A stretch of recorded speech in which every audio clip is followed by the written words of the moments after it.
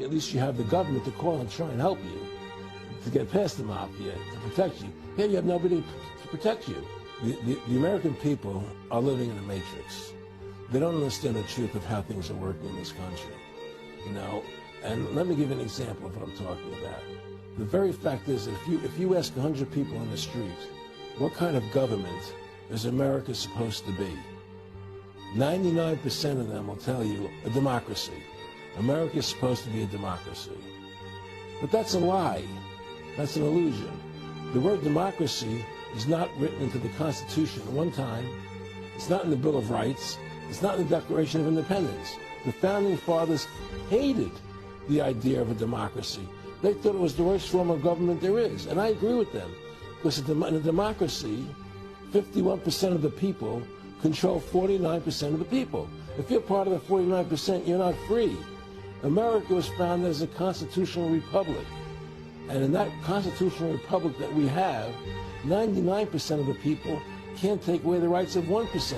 You have your rights because you were born with them. You have God-given human rights that nobody can take away from you. The government, the majority, no matter who they are, I can't take away your rights.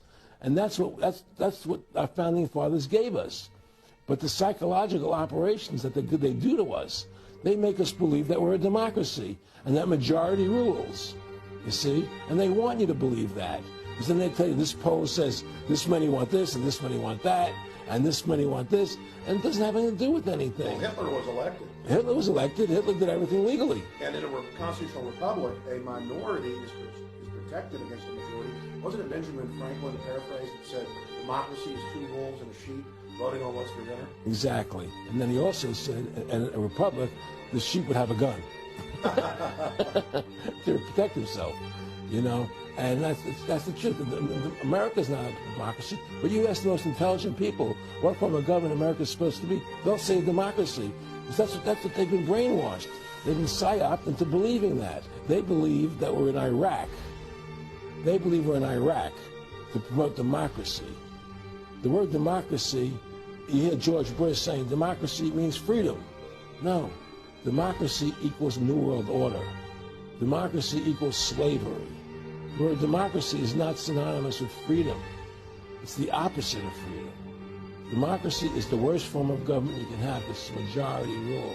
And the government can tell you exactly what they want to tell you to do. Because the majority wants it. I don't care what the majority wants. I live my life as I choose. And if I don't commit violence, theft, or fraud against another human being, I can live my life as I wish. That's my choice. And if I'm allowed to make mistakes, because when you make mistakes, you learn from them. You grow as a human being. We're put on this earth to become the best individuals we can be, to fulfill our God-given potential. Right? We're not here to put us so that the government can tell us how to live our lives and what we must do. We put into these systems and these paradigms. No. The same thing in health. You know, if you're sick, you have to have a certain protocol. Nonsense.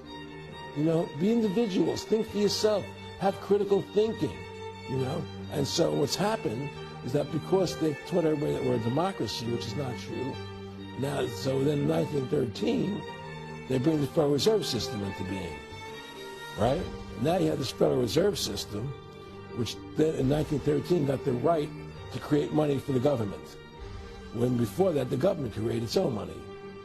Now the government, when it needed money, had to borrow it from this private bank called the Federal Reserve, which is a private bank owned by individuals, incorporated in Delaware. And so what happens is now the government borrows money from them to fund the government. Then the government says, well, we have to pay these people interest. How are we going to pay them interest? Let's impose a tax on the labor of the American people, which never existed before, to pay the interest to the bankers. In fact, in 1980, Ronald Reagan said not one red cent of your income tax money goes to run the country, all goes to the Federal Reserve.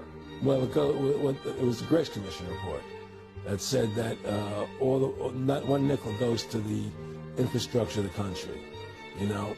I guess Reagan quoted that. Right, and so, but the point I'm trying to make is that by creating this Federal Reserve System, the government now became dependent on these private banks for money. and they started taxing us. You see, and so now what happens is that in 35, I believe it was, Social Security started. And they gave Social Security cards, said not to be used for identification. Social Security number right on the card, right? And through Social Security, we started deducting money out of your paycheck. That was the first time they were ever could take money out of your paycheck, because people agreed to it because they thought it was going to their retirement fund. And so then when they instituted the income tax again, they started taking money out of your paycheck because Social Security could do it. And then they could do it again. You see what I'm saying? So now they've even taken control of the tax payment itself. I mean, we really like you're a slave. They're taking it right there when you make it. Exactly. They don't even trust the public enough to send them a check. Yeah. Right. So they take it out automatically because they know people aren't going to want to pay it.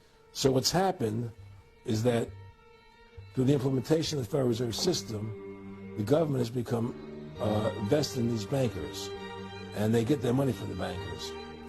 And so then they impose a tax on us, which makes us more slaves, makes it more difficult for us to survive, right?